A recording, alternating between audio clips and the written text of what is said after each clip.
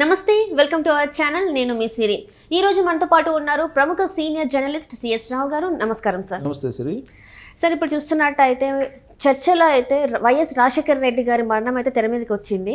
And అలాగే అదే ఫ్యామిలీకి చెందిన వివేకానంద రెడ్డి గారు కూడా మరణానికి గురయ్యారు.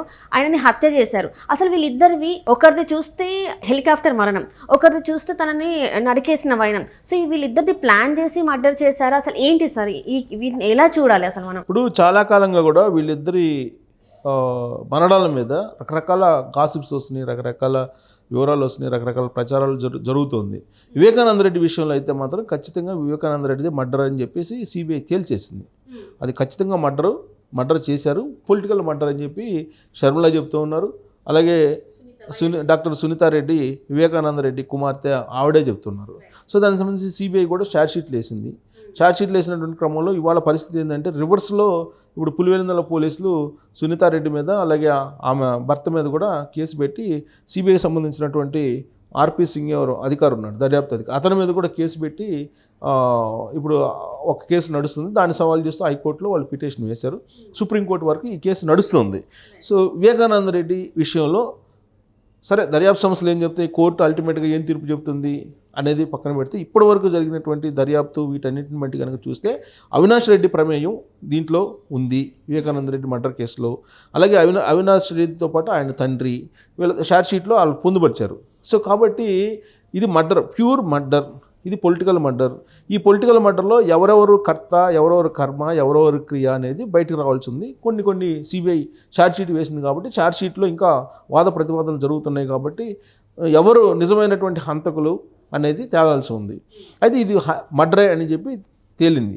కానీ దాంట్లో ఎవరు సూత్రధారులు, ఎవరు పాత్రధారులు, ఎవరు అనేది రకరకాలుగా వినిపిస్తుంది. సిబిఐ ఇన్వెస్టిగేషన్లో ఛార్జ్షీట్లో పొందుపరిచారు. అయినంత మాత్రం చేత కోర్టులో ఇది ఫైనల్ కావాలని ఏం లేదు. కానీ ఛార్జ్షీట్ల ప్రకారం అయితే తాడేపల్లి కోర్టులో ఉండేటువంటి కొంతమంది ప్రమేయంతో ఇదంతా నడిచింది అనేది కొంత వినిపిస్తూ ఉంది. సో కాబట్టి ఇప్పుడు ఈ విషయంలో ఒక క్లారిటీ వచ్చింది. అయితే ఎట్ ద సేమ్ టైం ఇంకోటి ఏంటంటే రాజశేఖర రెడ్డి హెలికాప్టర్ ప్రమాదం అనేది ఫస్ట్ దాన్ని కూడా ఒక మర్డర్గా క్రియేట్ చేశారు, మర్డర్గా ప్రాపగాండా చేశారు. దాన్ని ఎవరో చంపేశారు అనేదాన్ని ఒక ప్రాపగాండా చేశారు. దాని మీద కేంద్ర దర్యాప్తు సంస్థలు కూడా ఎంక్వైరీ చేసి దాంట్లో ఏమి లేదు అని చెప్పి ఎవరో ప్రమేయం లేదు, అది క్యుములోనింబస్ మేఘాల కారణంగా ప్రమాదం జరిగింది. ఇలా క్యుములోనింబస్ మేఘాల ద్వారా జరిగినటువంటి హెలికాప్టర్ ప్రమాదాలు అనేకం ఉన్నాయి భారతదేశంలోనే అని చెప్పి ఆ రోజున అనేకమైనటువంటి ఇలాంటి ప్రమాదాలని ఉటంకించడం కూడా జరిగింది. ఆ విషయాన్ని వైఎస్ ఫ్యామిలీలో వైఎస్ విజయమ్మ కూడా చెప్తుంది. క్యుములోనింబస్ మేఘాల కారణంగానే ఆ ప్రమాదం జరిగింది, ఆ ప్రమాదంలో రాజశేఖర రెడ్డి చనిపోయారని చెప్పారు. అయినప్పటికీ అనేక రకాల అనుమానాలు ఇప్పటికీ కూడా క్రియేట్ చేస్తూ వస్తూ ఉన్నారు. రాజశేఖర రెడ్డి మరణం చుట్టూ అనేక రకాల అనుమానాలని క్రియేట్ చేస్తూ రకరకాల పుకార్లు, రకరకాల గాసిప్స్ని క్రియేట్ చేస్తూ వస్తూ తెలుగు రాష్ట్రాల్లో ఉండేటువంటి కొంతమంది ప్రముఖుల మీద, చంద్రబాబు నాయుడు మీద కూడా అనుమానాలు వ్యక్తం చేస్తూ గాసిప్స్ క్రియేట్ చేశారు అప్పట్లో. వాస్తవంగా రాజశేఖర రెడ్డి, చంద్రబాబు నాయుడు ఇద్దరు మంచి స్నేహితులు. ఆ విషయాన్ని రాజశేఖర రెడ్డి చెప్తారు, చంద్రబాబు నాయుడు కూడా చెప్తారు. వాళ్ళ రాజకీయపరమైనటువంటి సంబంధాలు కూడా కేవలం రాజకీయాల వరకే ఉండేవి, కానీ రాజకీయేతరంగా సంబంధాలు బాగానే ఉండేవి, వ్యక్తిగతంగా బాగుండేవి. కానీ ఈ హెలికాప్టర్ ప్రమాదం వెనుక ఒక పత్రికాధిపతి ఉన్నాడని, చంద్రబాబు నాయుడు ఉన్నాడని, లేదు అసలు ఏటీసీని మేనేజ్ చేస్తారని కొంతమంది, ఇలాంటి పుకార్లు ఎన్నో ఉన్నాయి.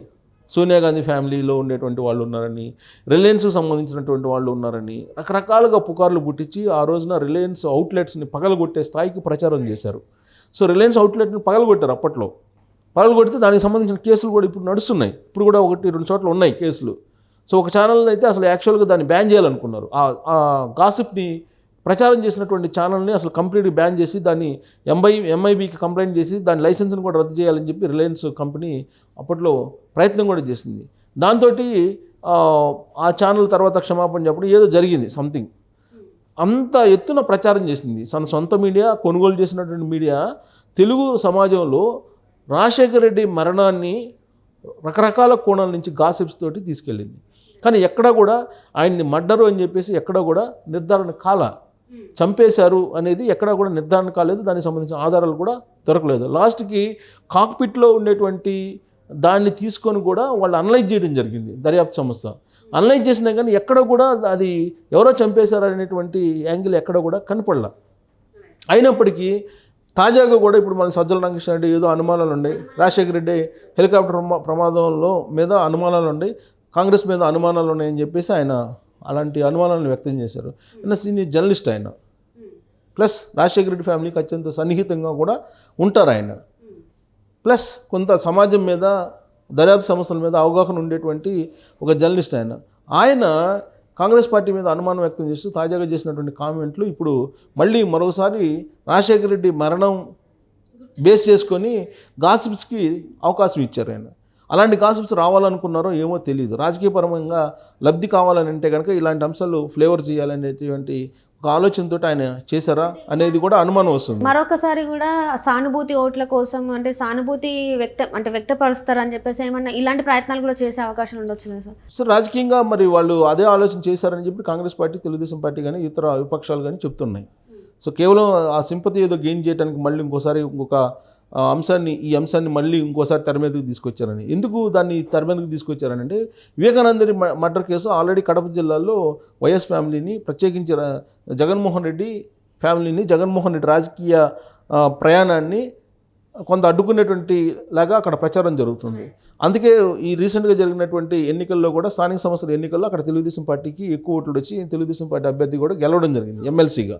సో ఇవన్నీ చూసిన తర్వాత ప్లస్ ఇటీవల కాలంలో పులివెందుల ఎన్నికల సందర్భంగా జగన్మోహన్ రెడ్డి మీద రాళ్ళు కూడా వేసి తమ వ్యతిరేకతను వ్యక్తం చేశారు అక్కడ ఉండేటువంటి ప్రజలు పులివెందుల్లో. ప్లస్ కడప జిల్లాలో కూడా ఇటీవల కాలంలో పర్యటించినటువంటి సందర్భంగా గతంలో ప్రజలు ఆదరించడానికి, చూడటానికి, లేదంటే జగన్మోహన్ రెడ్డి మీద ప్రేమ అభిమానంతో అనేక మంది వచ్చేవాళ్ళు. కానీ రీసెంట్గా ఆయన కడప జిల్లా వెళ్ళినప్పుడు కడప జిల్లా టూర్లో జనమే రాలేదు, తరలించే ప్రయత్నం చేసినా కానీ వాళ్ళు రాలేదు అనేది కూడా న్యూస్లో మనం చూసాం. సో ఇలాంటి పరిణామాలు జరుగుతున్నాయి. ఇంకొక వైపు చెల్లికే అన్యాయం చేశారు ఆయన.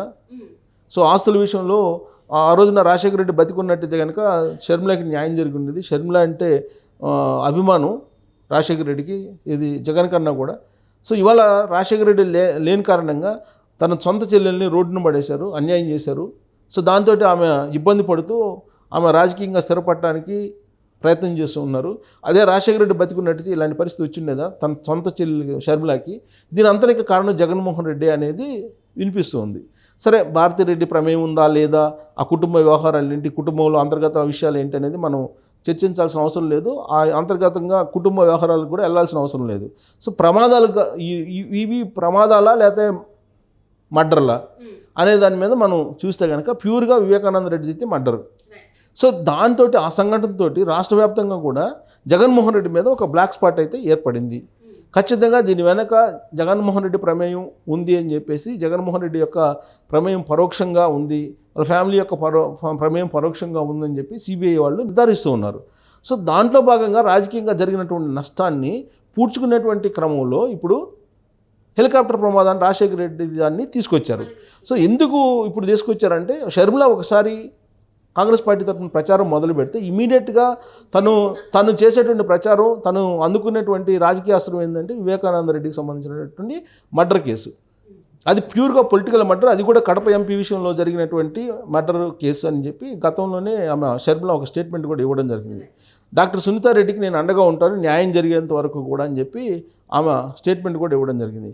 ఆ క్రమంలో రేపు రాబోయేటువంటి రోజుల్లో షర్మిల రాష్ట్ర ప్రయోజనాల కోసం కానీ లేదా తన రాజకీయ భవిష్యత్తు కోసం కానీ తప్పకుండా కడప వెళ్ళి కడప నడిబొడ్డులో వివేకానంద రెడ్డి మర్డర్కు సంబంధించినటువంటి అంశాన్ని తెర మీదకి తీసుకొచ్చి ఆమె మాట్లాడి నిజాలను బయట పెట్టేటువంటి ప్రయత్నం చేస్తారు.